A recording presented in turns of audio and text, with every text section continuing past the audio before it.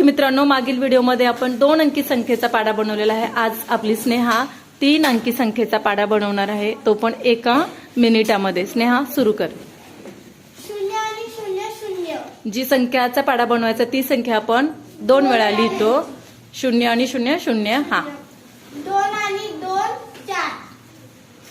1 आणि 1 2। 0 आणि 0 0। 4 आणि 2 6। 2 आणि 1 3। 0 आणि 0 0। 6 आणि 2 8। 3 आणि 1 4। 0 आणि 0 0।